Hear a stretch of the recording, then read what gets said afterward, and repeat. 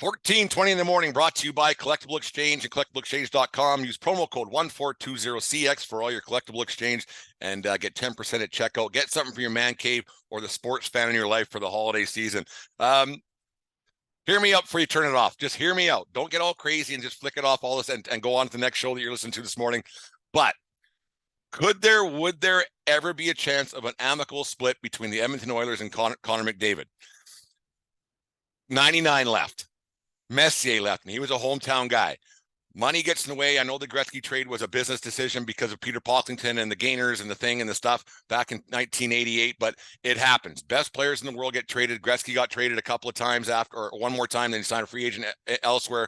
But could McDavid ever say, I'm out? I'm good. I'm done. I've had enough. He's got 3 years left at 12.5 per on his deal. They won last night. I know their record is now 17-13 after 30 games, which isn't going to have parades down White Ave or Jasper Ave in Edmonton by any means, hoisting the Stanley Cup. So they're not that close to winning a cup this year. They think they should get better at their goaltending issues that they had early with Jack Campbell, who I whiffed on. I got that one completely wrong. I thought he was going to be a lot better. He was not bad last night, but McDavid got 4 points last night. He's up to 100. He's on pace for 155 and 71 goals. He's an unbelievable hockey player, obviously. But could they make a deal that McDavid says, I'm out, make a deal, get me out of here? It's a tough deal to do, and it would go because of the cap situation that there is in the NHL, because at $12.5 million, not many teams have much room to make that deal. You'd have to get a lot of draft capital back. You'd have to make a lot of other changes inside your organization. But a team that's close to making a cup run in the next couple of years could probably make that deal and say, okay, we get a guy like this, we'll get rid of this or that and kind of make it happen.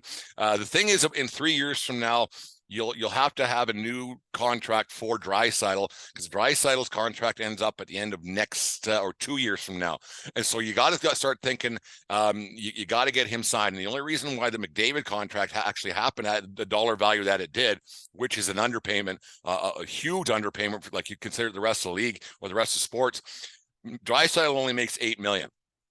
So you're going to want to get him signed, and that's going to cost a lot of money. And because you have Nugent Hopkins got 5 at 5 or 5 at 6 years or whatever that was, there's a lot of money tied up in those guys. And then I don't think that the Darnell Nurse contract does anybody any favors. I don't know if anybody saw that the other night. They were playing Minnesota, and the player in Minnesota was making fun of Darnell Nurse. And yeah, you're getting paid $9. You're giving him nothing. And I think that's the way a lot of hockey fans around the world are thinking on that. But the thing is, McDavid is 25 years old. He's got all of the accolades. He's got all of the trophies. He's won Hearts and Art Ross and the whole bit. Ted Lindsay's got 4 Hearts, 4 Art Ross, 2 Hearts, 3 Ted Lindsays. There's a good chance he's going to say, you know what? I want a cup. I'm going to make $150 million or $200 million no matter where I play in the next 10 years, 12 years, whatever it's going to be, no matter how long he plays. But eventually he's going to say, I want a cup.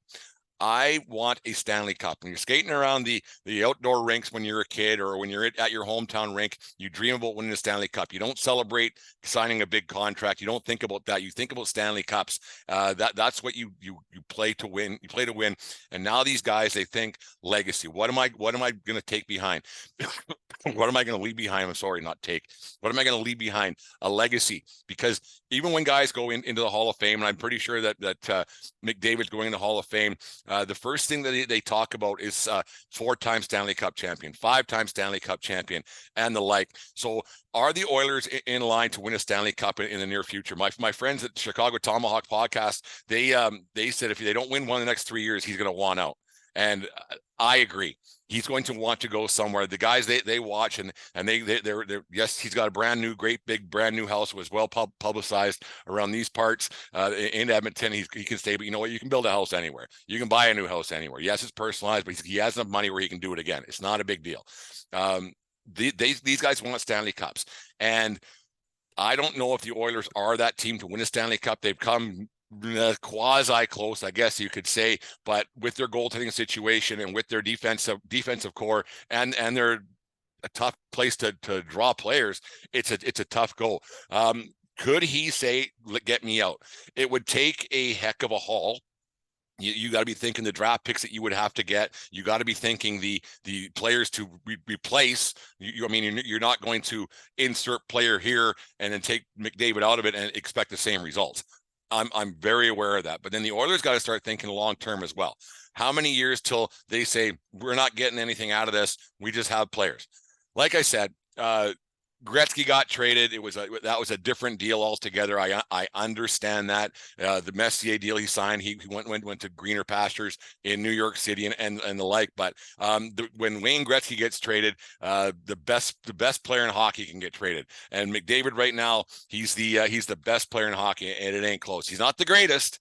Wayne Gretzky's still the greatest. People get mixed up with that. The best to ever play the game to this point is Connor McDavid. There's no getting around that. The way that guy dances around the ice and everything is it's remarkable to watch, and how he just seems to be getting better every year. And it's video game hockey out there. But I think that deal could happen. I think that you get to a point where, yeah, I'm rich. Yeah, I've got the trophies. I'm going to win another Art Ross this year. I'm going to win probably the Hart Trophy and the like. But eventually, you do want that Stanley Cup, because that's what you get remembered by. You get remembered by cups. You don't have Art Ross trophies and parties. You don't have Hart Trophy parties. You have Stanley Cup parties, and people will have that picture up on their wall. And Oiler fans, if they get one, or whoever, they have those pictures up on their walls and those memories forever. Nobody cares that. Not nobody.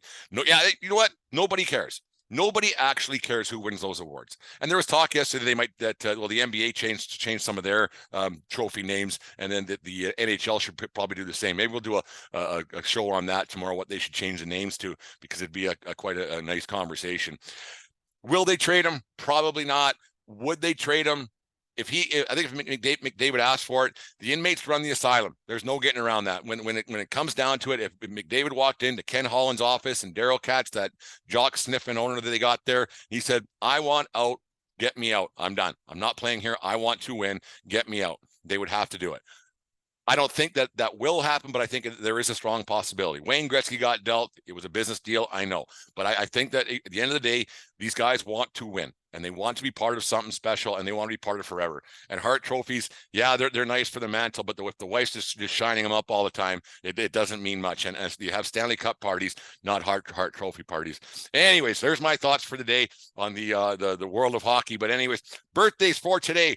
Happy 56th birthday to Bill Ranford, born on this day in 1966, the former New Westminster Bruin. That's where he played his junior hockey. Born in Brandon, Manitoba, ex-Bruin, Capital, Tampa Bay Lightning. I forgot about that. Red Wing, and best known, I think, as an Edmonton Oiler with those fancy Vaughn Legacy pads, a flair for the dramatic. He's a goalie coach now with the LA Kings. That kind of explains a little bit how Jonathan Quick plays the game. I like Ranford a lot. I thought he was a great goaltender. He was one of my favorites growing up. I tried to emulate him a little bit, the way he flipped his puck onto the side of his glove and flipped it to the referee, the way he stacked the pads. Ranford I thought he was one of the best goaltenders. That was a 92 Canada Cup, I think it was. He won the Conn Smythe in 1990 with the Oilers, and then he went on a 3-year run there. He's one of the best goaltenders in the world, not just in the league, but in the world. He was unbelievable how he could play. Got traded when they brought Cujo in. I think he kind of went downhill after that, but he only played in one All-Star game too, which is quite remarkable considering how good he was. So happy birthday to Bill Ranford, one of my favorites when I was a fledgling tender back in the day, or flailing tender when it comes down to it. And also born on this day, Nostradamus. I wonder if he was predicting what the craziness would be going on in this world. I wonder how he would have done it, Bodog and Bet US. I'm kidding around. We're going to talk about that in a second too. But Nostradamus, the crazy world we lived in, I wonder if he predicted. I should maybe do a little research on that and see what he would have had to say about the craziness that happened in the last few years. On this day in 1997, Mike Gartner became the 5th NHLer to score 700 goals.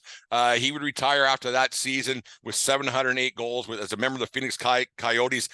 Fun fact about Gartner, he only scored 50 once in his career, and to get 700 goals, that's a lot, because if you could just do the math on that, it's unbelievable. He was a great player. No Stanley Cups. He actually got traded for Glenn Anderson to the Leafs in 94 for from the Rangers when the Rangers won their cup. It was a Mike Keenan thing, wanted his guys and this and that, or maybe it was a Messier thing, getting Gartner out of there and bringing in Glenn Anderson for their old Oiler ties. Who knows what could have happened there, but that got to be a kick in the pills for Mike Gartner to get traded when a team's on a Stanley Cup run. Who knows if Gartner would have won. Highly underrated player, Hall of Fame, obviously in 2001. Underrated player, really, like, you don't think of him very much, but he's only one of only 5 guys to get 700. Speaking of goals, Alex Ovechkin got his 800th last night. Man, I don't understand how that guy is open in that same spot, night in, night out, day in, day out, game in, game out. I do not get it. He's got a rocket of a shot still. Dave had a hot take the other night that he's not going to get it. He's out of shape. He looked pretty good last night. I thought he was fantastic. I watched the game after the Oilers game was done, and it was quite nice to see Obi get that. He was my dad's favorite player, so I know Dad was up top upstairs watching the game. He's probably napping, that's pretending he was watching the game. His dad would in the later stages of a hockey game, but it was good to see Obi get that last night. It was, man, 800 goals. What can you say about the guy? He played through some eras there where goals were tough to come by, but Obi I think he's the greatest goal scorer ever, just because like the way he had to play. Gretzky had some pretty bad tenders to deal with back in the day. He could just put it on net and score. I'm not saying Gretzky wasn't really good. I'm not saying that at all. So don't at me or whatever it is you crazy kids do. But between Obi and McDavid and the rest, there was a lot of good hockey last night. Anyways, we'll get on to the next part of the show. I'm going to quit saying gonna. I'm a grown up. We're going to get away from best bets for a couple of days or a few days. One, I'm no good at it. I've never proclaimed to be any good at it. But 2, I listened to the Leafs game on the radio last night, and one thing that I noticed, and the Leafs, man, they're a wagon. They're flying. Anaheim's bad. I get that, but man, the Leafs, they're real good. They're real good. Can they get by Boston? Can they get by Tampa? We'll see as the season progresses.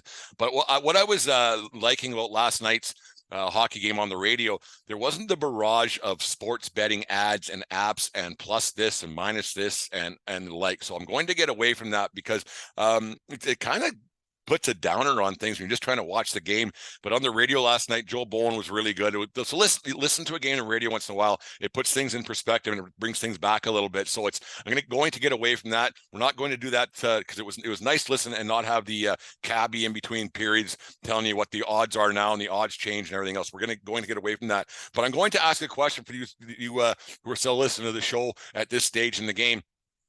What was your favorite Christmas gift as a sports-related Christmas gift as a kid growing up? I'd like to hear what your thoughts were. Was it a hockey net? Was it? I know mine was a pair of goal skates. I think I was 10 or 12 years old. Brand new CCM, great big white heavy things, size probably 12 back then, because I don't think my feet have grown since I was 12 years old. But anyways, what was your favorite sports related gift? I want to hear it. What you got? Was it a basket? Was it a jersey? Was it an autograph ball? Was it just a stick? Was it anything? Let me know on our Twitter account, Facebook account, and then we'll figure that out. We'll talk about them on our next shows coming up. The holiday season's out there. If you're buying tickets for the holiday season or for future, make sure you go to our old faithful SeatGeek.com. Use promo code 1420pod at SeatGeek.com. Have a good Wednesday, folks. It's been a busy week here at 1420 World Headquarters. Have a good week, and we'll talk to you again tomorrow, 1420 in the morning.